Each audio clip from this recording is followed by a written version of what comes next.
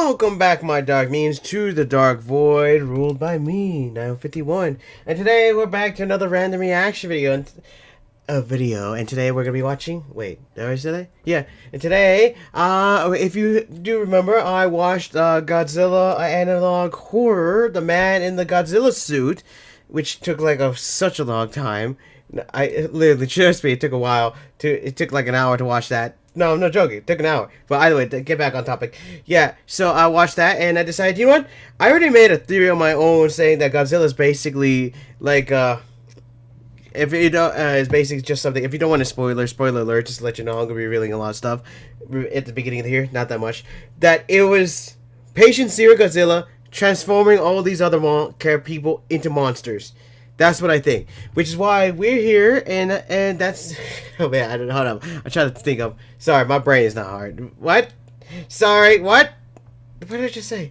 Either way, yeah. So I decided, you know what? Why not watch film theories, game theory, whatever you want to talk about, how you want to say it, film theories version of their explanation of what the Godzilla suit is. So we're gonna be watching this, the Godzilla Analog Horror 1 from Film Theory. Yes, that's what I'm trying to do. I don't know why. It was hard for me to explain that. Explanation is not good for me. So yeah, let's get watching. Let's get started.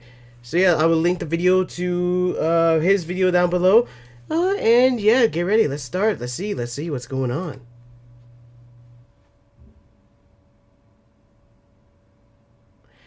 And of course, the lagginess. Can you please work one day? Interview September 15th. 1958. Subject 1. Matthew Patrick. Subject Godzilla. Whatever the hell that is. Hey. Tell me, Mr. Patrick, what... Just to let you know I'm still sick here. You see? Just to let you know I'm still sick here. And can you please, like, one day... It wasn't a person. It wasn't human. At least not anymore. How? It was just a man in a suit. No. It's something else now. It mutated, and it's coming for us. I bet. Oh my gosh, really? Hello, Internet! Welcome to Film Theory, the show that has the world's best imitation of the Godzilla roar. Can you please? That was my... very lame Godzilla. Listen, Toho is notoriously protective of that roar. It's the best that we're gonna do, all right? So, we're all familiar with Godzilla, right? King of the Monsters, been a mainstay in movie theaters for the past 7 decades. He's appeared in nearly 40 films. Can you please just work? One day, just work. One day, just work. Kaiju genre. And of course, with that amount of history, you're gonna have a ton of different interpretations of the character. From the big-budget American movies where he fights King Kong in the Monsterverse to true low-budget horror masterpieces like this year's Godzilla -1. But today, I'm bringing it back. A completely different take on the character. One that's available right here, right now on good old YouTube.com. A new analog horror series known simply as The Man in the Suit. You're not hearing that incorrectly. It's an analog horror series about Godzilla, or at least the human inside of Godzilla. And let me tell you, loyal theorists, this is faster. Tales is simultaneously scary, tragic, and heartbreaking. In an overcrowded genre full of cheap thrills, The Man in the Suit's covering some massive topics with devastating themes, which is only made more impressive once you realize that the channel's creator unknowingly is just doing this all on their phone. Are you serious? This is nice. Just a side note here. It recently came to my attention that unknowingly was getting harassed by a small subset of the Godzilla fan community for the series and thinking about ending the entire thing. To which I say, first off, unknowingly, your work is great. The story keep doing it. It's mature, Keep doing it. Don't let a small group of any butthurt man children diminish. Yeah, exactly. Don't worry. Keep going. Butthurt man children. If you are one of those people who harass someone's fan creation because the visuals are bad, or the story isn't what you like, guess what? You are a baby and you need to go change your diaper. Wah man, baby. Go back to your valid constructive criticism. Yeah, that's one thing. That is. Yeah, there we go. It's great. It is valuable to creators across the board. Yeah, exactly. Valid. Threats to a kid making a fan series on his phone because in your eyes it disrespects your rubber suit lizard monster. Guess what? You're the real monster.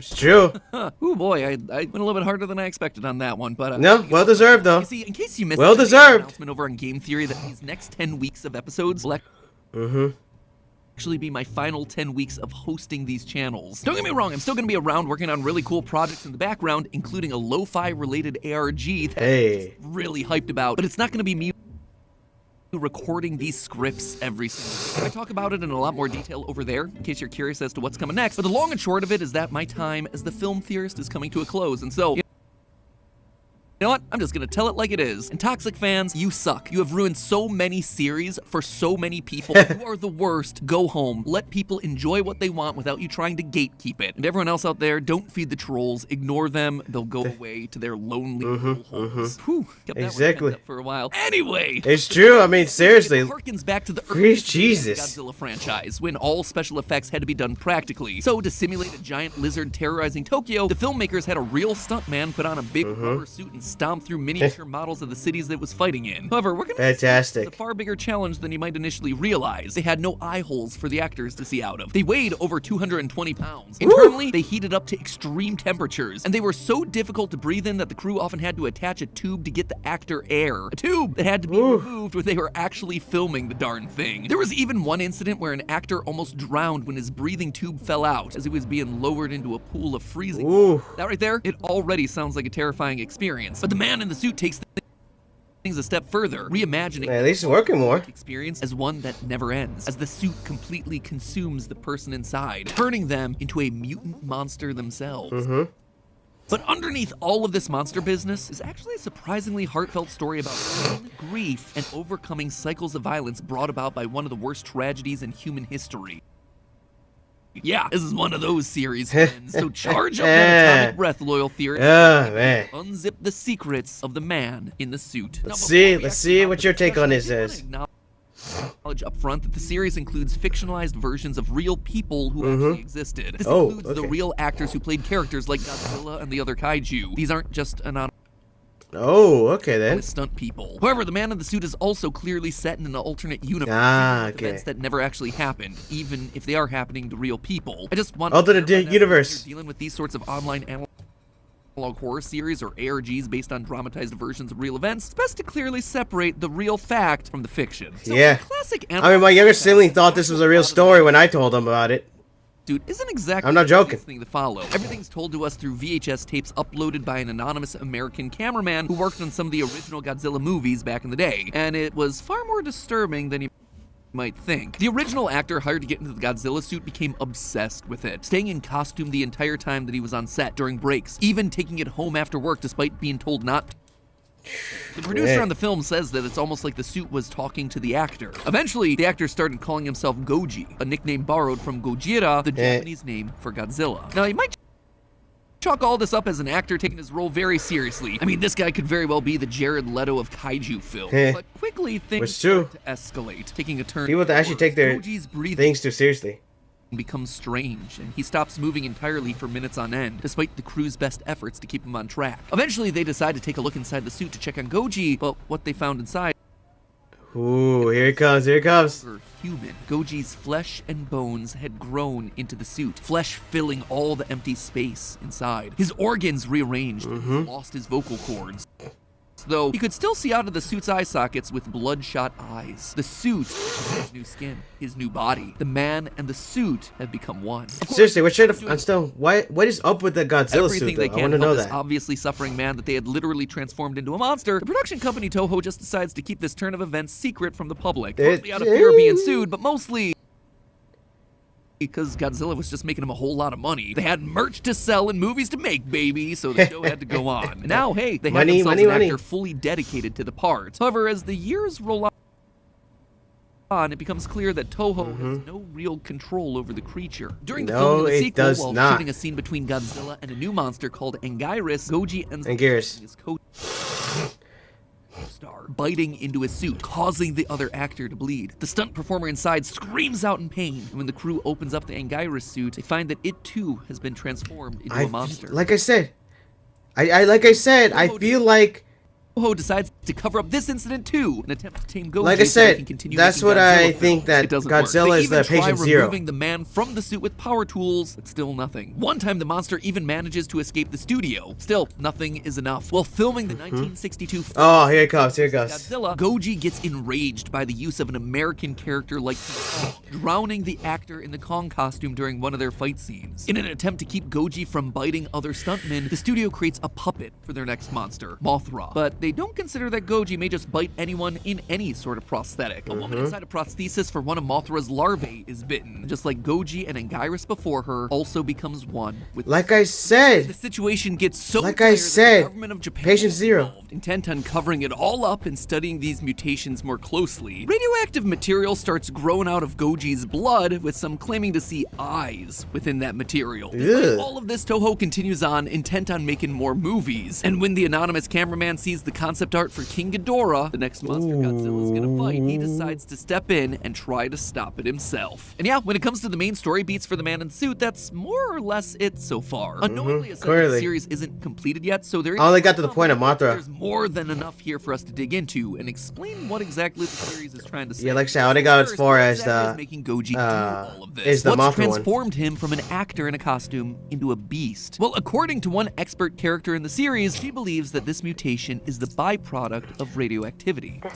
is the work of radiation. The man in the suit doesn't fuse with the suit instantly. His body explodes in the suit, then it reshapes itself in the suit. Now, if you know anything about Godzilla as a franchise, all this talk about radiation should be making your Geiger counters go off. Oh, yeah. When Godzilla was first created, he wasn't just some city-sized monster of the week for a horror movie. He represented something much darker than that. Oh, You have to yeah. Remember that the first Godzilla movie was released all the way back in 1954, nearly 70 years ago. And while that might seem like ancient history to us millennials, and But 10 Zoomers, years it was before a that- particularly important moment for Japanese culture and history. Think about this time period. It was less than a decade after the end of World War II, and the U.S. deployment of Oh, yeah. two atomic bombs that devastated the cities of Hiroshima and Nagasaki. This is where Godzilla comes from. A monster literally created from nuclear radiation from an atomic bomb test, Which they still keep bringing back living under the Pacific every Ocean. once in a while. The original audience of the film, the idea of a character like Godzilla being an unintended consequence of Which is nuclear still waiting for it to a happen. very real, legitimate fear, considering that we had no idea what the long-term effects of this level of nuclear radiation were. But that's just the surface-level reading of Godzilla. There's a deeper level here that not only has the King of Monsters standing in as a product of mutation, but as an allegory for the nuclear bombs themselves. As the director of the original film put it, if Godzilla had just been some animal, it could have been killed with traditional weaponry. Sure, it would still be a threat, but not the true terror that we see present on screen. There it Godzilla is the atomic bomb. The destruction that he leaves behind, it's indiscriminate. Oh, yeah. It's an unstoppable force devoid of morality, destroying anything and everything in his path, and leaving nothing behind but rubble. This is also why the powerful beam attack that Godzilla shoots out of his mouth is called his atomic breath, even sometimes being Oh, yeah. depicted as creating a mushroom cloud similar to a nuclear explosion. Godzilla is both metaphorically and literally a nuclear weapon. And this is what Unknowingly and the Man in the Suit is using as a jumping off point for their story. Don't believe me? The connection is further driven home during the video Suit Trial, where we see Toho experimenting with Goji and playing audio tracks to see how it reacts. During Sweet. one such test, we hear Goji spewing some garbled mess in what appears to be English. At first, it's very difficult to make out, but if you listen closely, speeding up the audio track, you realize that Goji is actually reciting a quote from famous physicist J. Robert Oppenheimer, the main Oppenheimer. architect of the American Hey. Atomic Program and the leader of the Manhattan Project. And then, Become death,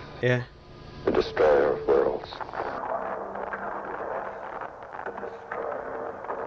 This is a very real thing that Oppenheimer Oh, said I didn't years hear. after the bombings of Hiroshima and Nagasaki. I heard that, but showing I didn't understand immense it. guilt for the unspeakable destruction that is scientific. Also, a great movie. To not only the people of Japan, but potentially every human on the planet. Fun fact, by the way, Oppenheimer actually said this quote in 1965, at least 4 to 5 years after this point in The Man in the Suit takes place. But hey, we've already established that it's an alternate universe, so who knows? Maybe things just happened in a different order in that timeline. Regardless, Yeah. this is still an incredibly heavy and important historical quote, and given what we know about the history and symbolism of Godzilla as a franchise, there is clearly some level of deeper connection here. Thankfully, Unknowingly has left us plenty of breadcrumbs to follow. In classic analog horror fashion, there's more hidden in each of these uploads than just the videos themselves. themselves. For instance, if you take a peek down below the videos, you'll find some text in the description written in Japanese, and we can learn a lot from what's said down there. Like here, in the very first episode's description, it reads as follows. Godzilla may be a monster, but he seems different to me. He is rather a god. I will be the meat of the beast. I will be the host of Godzilla. I will live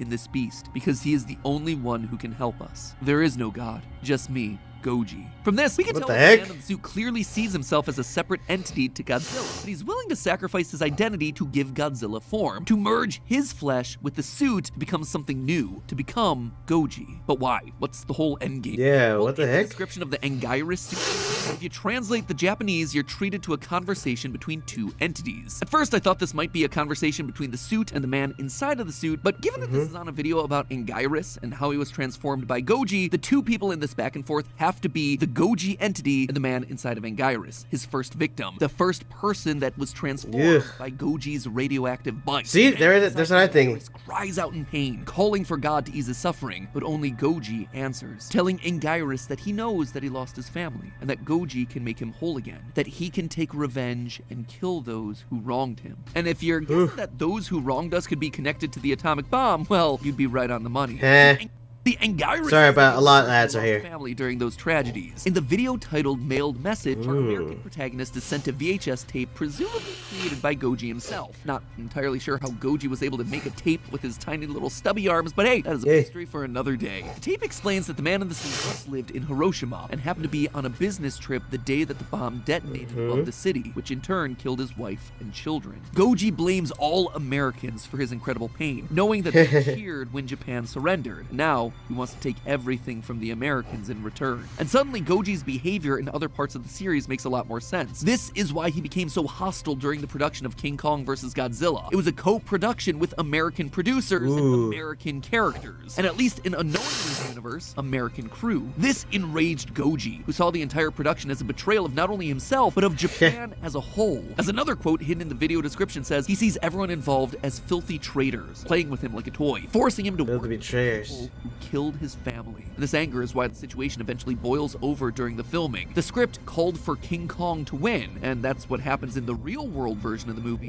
Here, when the two tumble into the sea, only Goji emerges, having drowned the actor playing Kong, eliminating someone that he saw as a traitor. Now, all of this makes for a really compelling story, and I'm kind of amazed by how much detail and nuance is packed into what appears to be a simple series of slideshows. But what is the story trying to tell us on a thematic level? Why did Unknowingly make this in the first place? Well, when you start putting everything together, it's clear that this is a tale of two parts, grief and vengeance. On the one hand, the man in the suit is clearly a tragic character. In one moment, he lost both his family and his country. That kind of grief is hard to heal, but it's easy to fester, becoming anger, frustration, hatred. That is the path forward that Goji pursues, embracing this symbol of the very thing now, is the suit alive? From him, and directing it towards the people that he believes. No, hey, what's up, Shin What Godzilla? will that actually do? If he manages to accomplish his goal, to exact his vengeance, will it bring his family back? No, it only creates more pain, more suffering, and not even on the people that Goji wants to see suffer. Think about the people that Goji has actually hurt in the series so far. He's bitten 2 actors in costumes and drowned a 3rd on set, but all of these people were themselves Japanese. In his effort to get revenge on the people that he believes hurt him, that killed his family, instead he's only succeeding in hurting the people that are trying to help, who themselves were already hurting. In post-war Japan, we actually see this bear out in the crime statistics. Right after the war, when anger against the Americans would have been at its highest, crime rates were among the highest in Japan's modern history. These sorts of crimes wouldn't have hurt the Americans, they're just hurting their fellow Japanese people. But the saddest part, this drive for revenge, to extract vengeance and pain on America for dropping those bombs at the end of the war, it's not something that unites Goji with the rest of his country. When he finally escapes Toho's studio and explores the outside world for the first time in a decade, Goji is shocked to see how the rest of Japan has chosen to deal with the pain from the tragedy. Instead of a country preparing to strike back, he finds a country that's more or less at peace. As Goji says, quote, "This place, the outside air, the cars, the windows, the house, did they just move on? Will we forget?" And that right there, It's a valid question.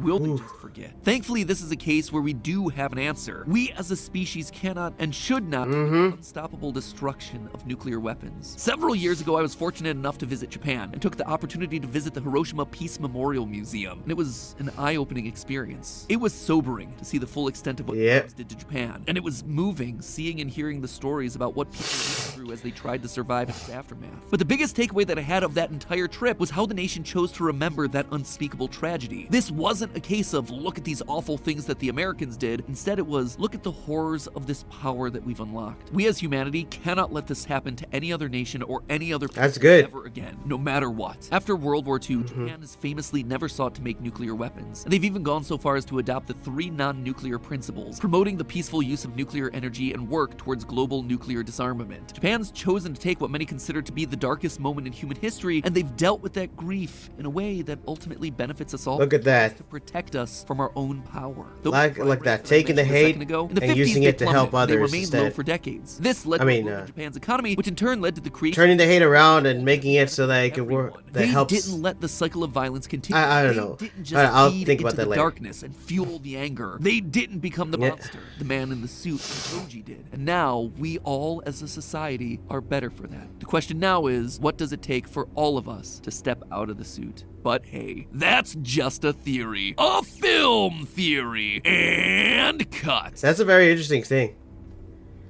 Alrighty then. Oh, such a sad thing. Oh, Matt Pat.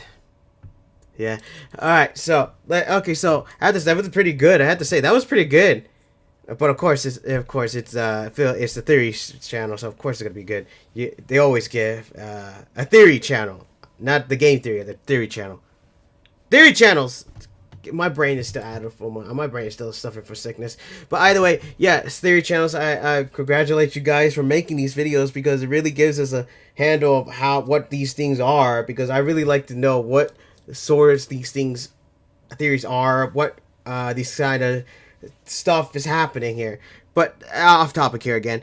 But either way, yeah, I really enjoyed it. I mean, I really like the fact that Matt Pat was able to come up with all this scenarios here, and also the ending. I'm pretty glad that he talked about how Japan literally took that hate and instead of using it, for for other things, for like going after, basically going and hating America. They decided, we're gonna use this hate and turn it around and make it so that nobody has to deal with this situation again. They used that hate. And instead of fueling their basically hatred, they used it to fuel their necessity to basically help them remember the past, help them remember everything, help them remember that this is the kind of thing we should not allow. This hate should not be festered. We should use it in order to help us make sure that this doesn't happen again. They're using the hatred as a way as I think that's a good way. Using the hatred as a way to fuel the remembrance of everything, using it as a good thing. Wait, I think that I'm saying I know the hatred thing. I know I'm saying is something here, but using that hatred instead of using it for causing pain and suffering, they're using it to help fuel the goodness and happiness of everything else. To make people remember that this kind of thing should not be forgotten, which I wish every country does for this philosophy. Unfortunately, not every country does that, and I'm not gonna say who, but let's just say many other countries have decided to try to forget the past instead of forget the past and just move on instead of using that past in order to help us remember that we should not be doing this again. Japan, I'm glad that you guys are using that hatred and turning it as a force of good to basically fuel the remembrance of the past. Instead of using it to basically cause pain and suffering, but you're using it to cause happiness and goodness to help everyone remember and to help usher in a new era of peace instead of using the suffering thing. I'm glad for that.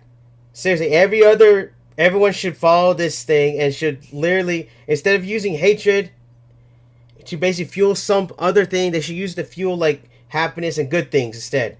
Use that hatred as a way not to cause pain, but to use it to fuel your other good endeavors. I know it's hard, but it's better than the alternative. Trust me.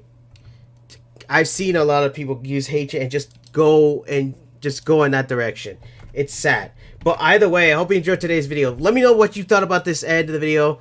I will actually link my last video about Godzilla, about the analog horror, down in the description below as well, alongside this video, just to let you know. And yeah, let me know down in the comments what you think about this, what you think about what's going on. And I'm kind of wondering why, well, this is film theory, so it makes sense. But I wish he would have talked about how Godzilla is like patient zero, and he's like causing like all these mutations to everybody. I wish he put more into that, saying, but this is about Godzilla and what the story is trying to prove and trying to do here. So, alright, that probably is another day, probably another theory for another day, but still, I hope that other theory viewers take this and just say, okay, let's see what this monster is, what this is this patient zero, what is this monster doing? Me, like I said, I already came up with theory, is that he's patient zero. He's mutating all these creatures, humans, and turning them. And we have King Ghidorah coming up next, which means potentially we're going to have 3 people in that suit. So we're going to see how good that is. But either way, hope you enjoyed today's video. This outro is getting too long, but for right now, comment, subscribe down below if you enjoyed it, and to join my Dark Army. You guys have no choice. I'm your Dark Ruler. You must do what I say. Alright? You got it? Good. Share, like the video, share the video, and also press the black bell down below to, you know, be notified whenever my videos pop up. Or come to my channel every once in a while to see about me. Because you know how YouTube channel is. She doesn't bother. She just, yeah, it doesn't bother. Just takes it away, and you guys don't get my videos. Alright, so just come to my channel every once in a while. And yeah, that's about it. And for right now, my Dark Minions, dismissed.